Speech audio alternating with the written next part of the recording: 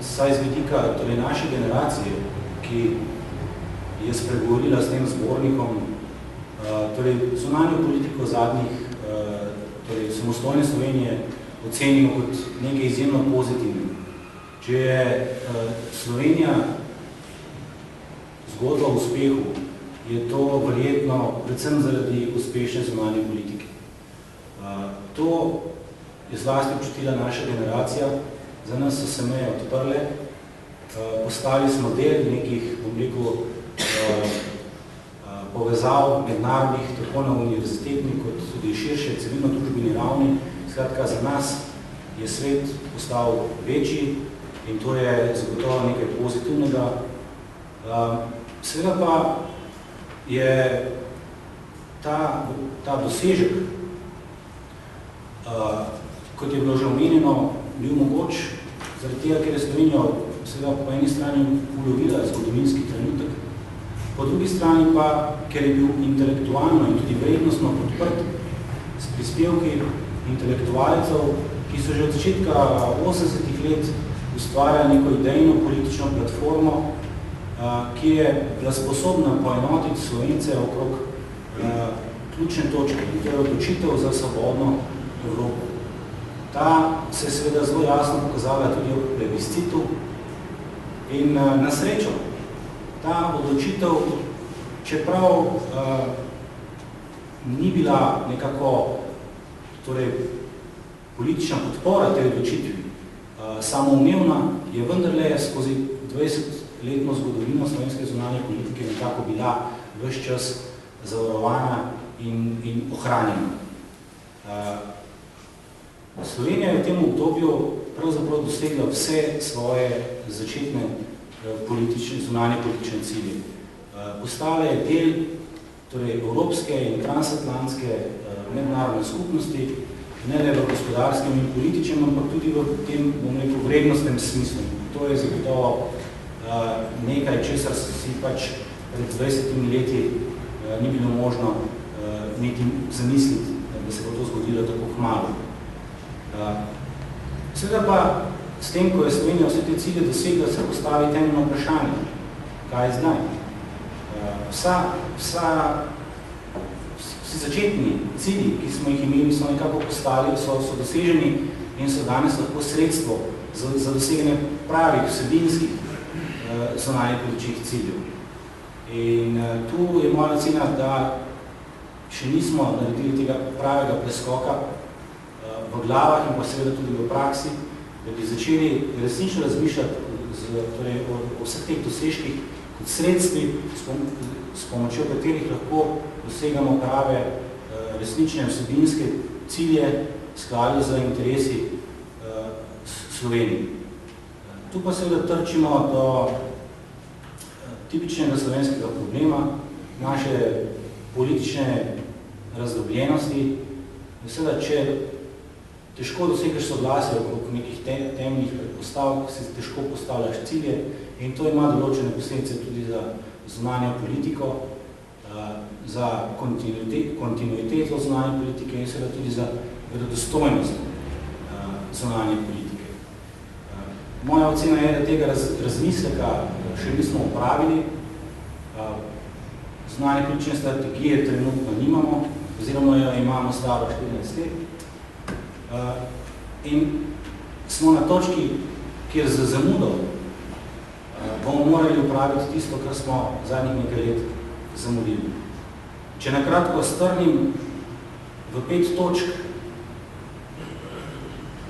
s katerimi bi se morala, po mojem mnenju, javna diskusija, pa nek razmislek, refleksija ukvarjati, kako dati torej zunanji politiki res pravo vsebino, je to prvič prilagoditev v določeni geostrateški orientaciji, ki jo Slovenija potrebuje. Imamo še vedno diplomatsko mrežo, ki je bila konfigurirana za potrebe izpred 20 let, danes se marsikaj spremenilo. Potrebujemo tudi učinkovito gospodarsko diplomacijo, ki bo sposobna razumeti potrebe slovenskega gospodarstva,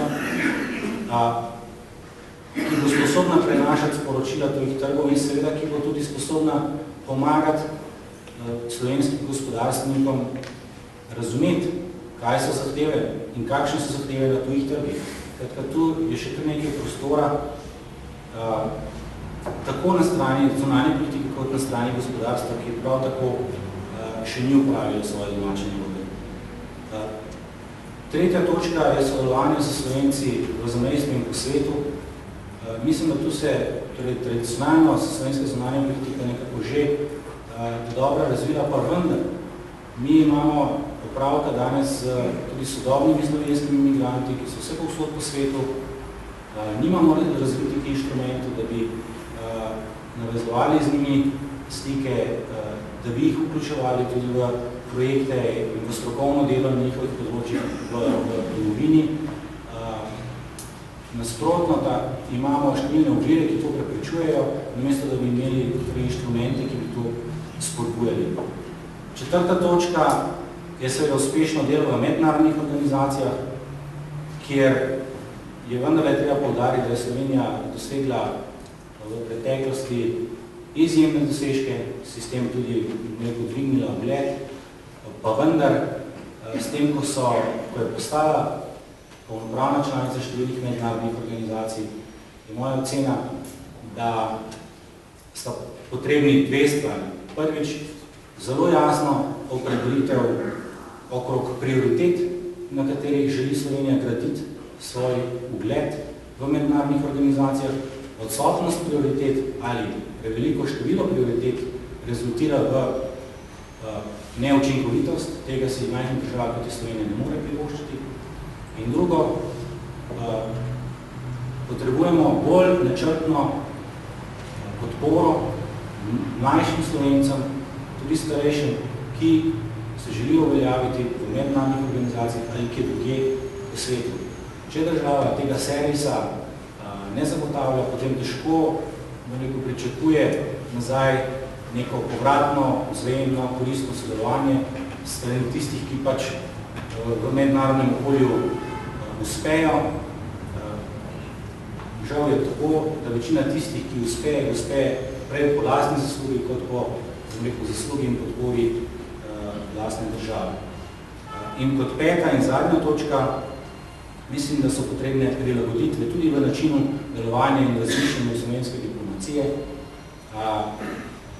Potreben je nek prehod od odzivne k bolj proaktivni zunanji politiki. To je mogoče narediti predvsem z osredotočenjem na tiste zunanje politične projekte, ki jih štejemo kot tiste, ki najbolj nekako sledijo našim interesom. Teh projektov je v preteklosti že kar nekaj in so tudi uspešni, vendar je moja ocena, da jih potrebujemo še več in da je treba okrog teh projektov graditi zunanjo politiko. In drugo, potreben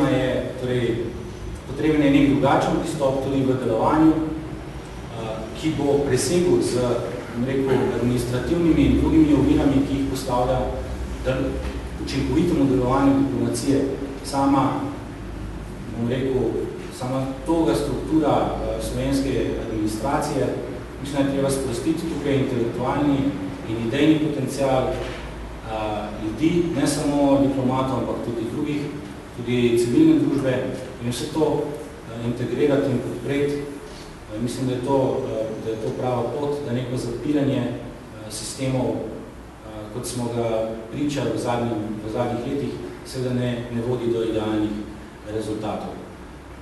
Če zaključim še z navezavo na prejšnje izvajanja, mislim, kot rečeno, da je Slovenija v zunanjem političnem smislu večkrat prestala zrelostni preizkus, da pa so pred nami novi izzivi, na katere bomo mogli znati odgovoriti. In to bo seveda naloga naše generacije, je pa, kot rečeno, ali pa ta glavna ovira na tej poti seveda nek pogled, ki se v Sloveniji zadnje čase krha zaradi težav, ki jih imamo predvsem na področju, politične kulture, političnega delovanja in tudi gospodarskega življenja, vloge države v gospodarstvu. Skratka, tu imamo veliko še neravnovesij, ki so zelo velika ovira pri nadgradnji neke nove zunanje politike za prihodnost. Hvala. Hvala lepa, Gašper, tudi tebi. S tem smo nekako sklenili ta uvodni, najbolj formalni del, predstavitev zbornika strani sorednikov in avtorjev. Tu smo se seveda zbrali zato, da bomo tudi malo razpravljali. In preden odprem razpravo, preden smo še v formalnem delu, naj napovem dva dogodka, ki bosta sledila uvodni predstavitvi zbornika.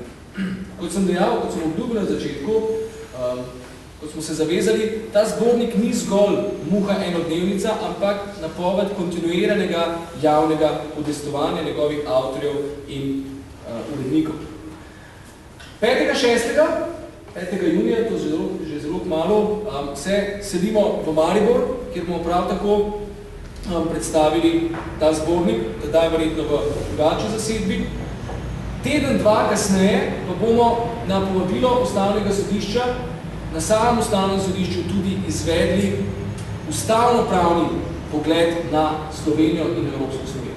Tako da dva dogodka v mesecu juniju sledita in tisti, ki zmorete in morate, ste vabili na vse, kar bomo organizirali. Vse pa bo tudi objavljeno na spletni strani iniciative, to je evropskaslovenija.si. Sedaj pa, kot rečeno, odpiram razpravo za vse tiste, ki so mi utrnila kakšno misel. In na tej točki se bomo tudi potrudili, da ne bomo odgovarjali samo mi, mislim, da smo mi svoje nekako